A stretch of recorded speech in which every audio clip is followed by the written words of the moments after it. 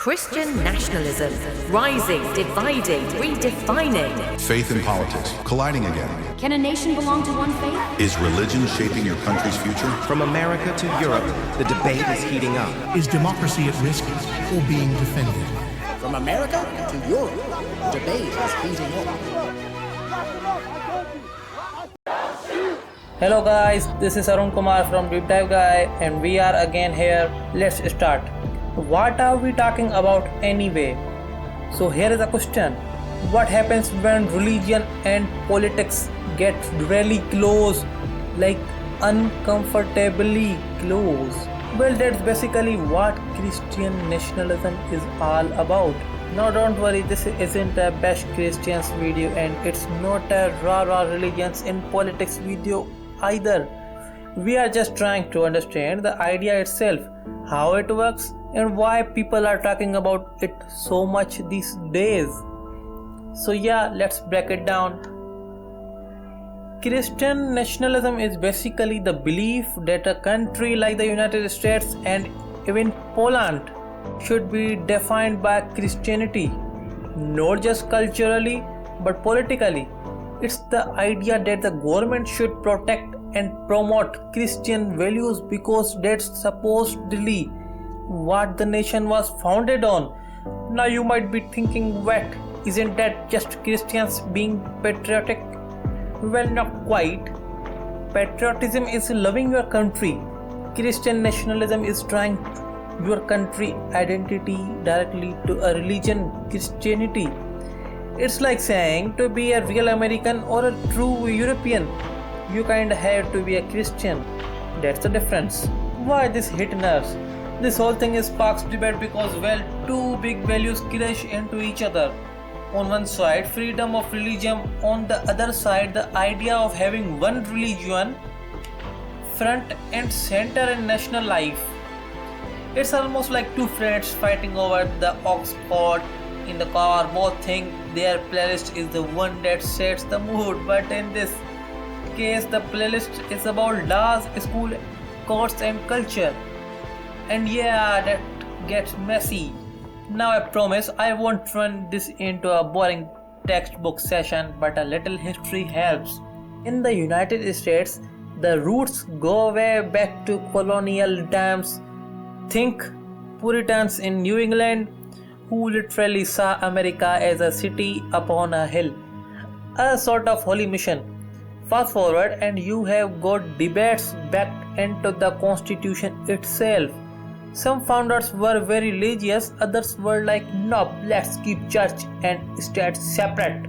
And yet, Christian imagery, crosses, in God we trust, president swearing on Bibles became part of the culture anyway. In Europe, it's different but similar. Many countries had state churches for centuries.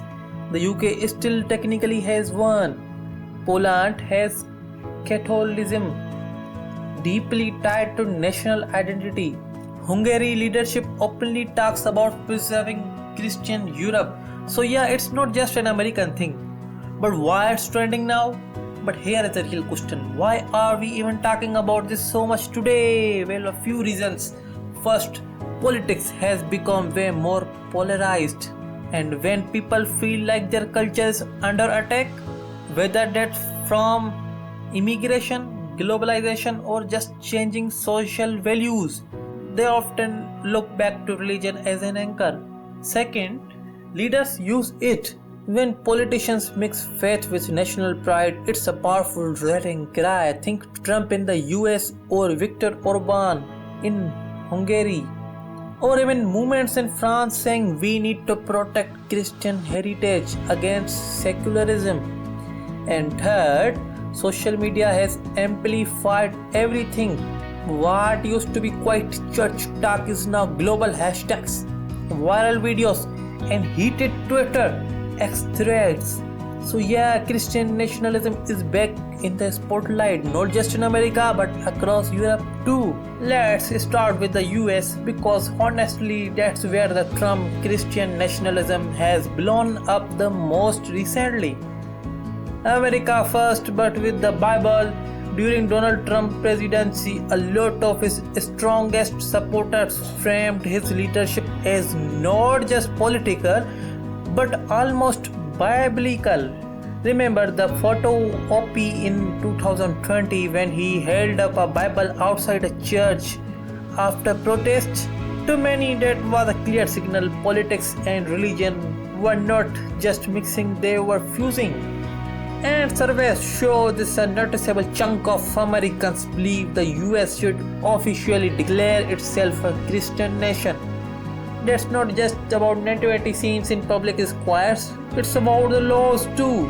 Some groups want politics in abortion, education, and even voting rights shaped by what they see as Christian principles.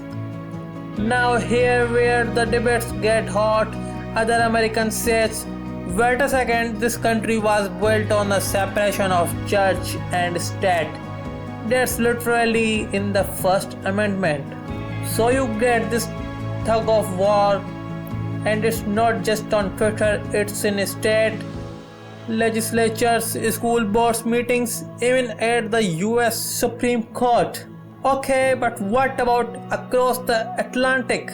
Europe has its own flavor of Christian nationalism. In Poland, the ruling Law and Justice Party often talks about Poland Catholic heritage as something the state must protect. For many Poles, Catholicism isn't just a religion, it's a badge of national survival, especially after decades of foreign rule. In Hungary, Prime Minister Viktor Orban openly describes his government as defending Christian Europe. He uses it as both a cultural identity and a political weapon, especially when arguing against immigration. Even in a country like France, which prides itself on being secular, you will still hear debates framed around protecting Christian values versus fully embracing multiculturalism. So yeah, same theme, different essence. The everyday impact. Now you might be wondering, okay, but how does this actually affect me? Well, here are some real world examples. In the US, some schools push for prayer in classrooms or textbooks that reflect Christian history. In Europe, debates rage over whether to allow hijabs, mosques, or other non-Christian religious expression in public spaces. In both places, LGBTQ+ rights often become flashpoints with religious arguments shaping policy. So it's not just about abstract theory, it's daily life, law, and culture. A divided label. Here is a funny thing, not everyone even agrees on what Christian nationalism means. Some proudly claim the label, and that's make conversation confusing because when person says Christian nationalism, they might mean defending my cultural values. Another person might hear forcing religion on everyone else. So yeah, lots of talking past each other. Why this matter beyond religion? At the end of the day, this isn't just about religion, it's about democracy itself. Think about it. If one religion is seen as a true identity of a nation, what happens to people who don't follow it? Are they less real citizens? That's a core tension, and whether you are in Texas, London, California, that tension isn't going anywhere anything soon. Alright, so here is where things really spill over into daily headlines. In the United States, Christian nationalism often shows up in the what people call the cultural wars. We are talking debates about abortion laws, same-sex marriage, gender identity, school circularisms, even what books should or shouldn't be in public libraries. You know, these issues that can turn a family dinner into a battlefield. And it's not just talk, these debates lead to real policy changes. Some states restrict abortion access, citing Christian values. Others limit what can be talked about race or gender in schools. At the same time, activists push back saying this isn't just religion, this is controlling personal freedoms. And once again, bam, you have got two Americans arguing about who gets to define what America even means. Europe though looks a bit different. Their Christian nationalism often collides with immigration and multiculturalism. For example, leaders in Hungary or Poland frame Christian identity as something to be defended against an influx of Muslim migrants. Meanwhile, in Western Europe, you will often hear heated debates about wearing religious clothing in public schools or banning certain foods in cafeterias. So while the topic differs, the emotional core is the same. Whose culture is this country really built on? Now let's be fair, Christian nationalism has critics on all sides. Some religious leaders argue it actually goes against Christianity itself. They will say Jesus never told us to take over governments or exclude people. He told us to love our neighbors. Others point out that mixing religion with politics often ends badly. History has more than a few examples of that, right? And then there are everyday citizens who just don't want religion forced into their personal choices. They worry that once a government favors one religion, it's only matter of time before it's limit everyone else's freedoms. But the supporters push back. Of course, Christian nationalism defenders see things very differently. They argue that ignoring a country's Christian heritage is basically erasing history.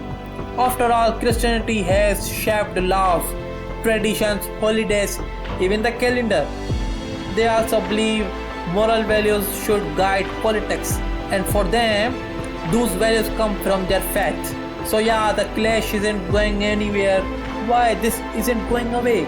Here's the thing, Christian nationalism taps into two really powerful human instincts. One, the need for belonging. People want to feel like they are part of a bigger us. Two, the need for meaning. Faith often gives people a sense of purpose and stability. Put those together and you get a movement that won't disappear just because critics write angry op-eds or post meme online. The future, what could happen? So, what happens next? Well, here are three possible futures. Number one, the clash continues. The culture wars get louder, more polarized, and politics stays divided. Honestly, this seems the most likely short term.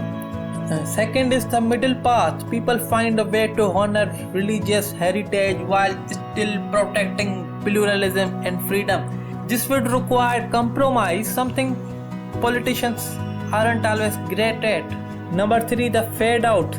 Over time, as younger generations move away from organized religion, Christian nationalism loses steam. That could take decades, though.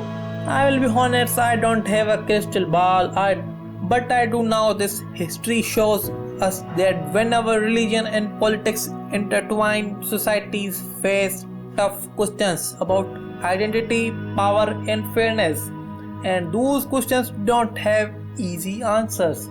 So maybe the real challenge for the United States, for Europe, and for all of us is figuring out how do you protect freedom of belief while also respecting tradition. It's not an either or, it's a balancing act. So yeah, Christian nationalism isn't just a headline or a Twitter trend. It's a debate about how belongs, who decides, and what role faith should play in modern life. And here is my question for you. Do you think a country can embrace its religious heritage without leaving others out? Or is it always going to tilt toward exclusion? I would love to hear your thoughts in the comments, because at the end of the day, these are not just political debates, they are human ones. Thanks for watching. This is Arun Kumar from Deep Dive Guy.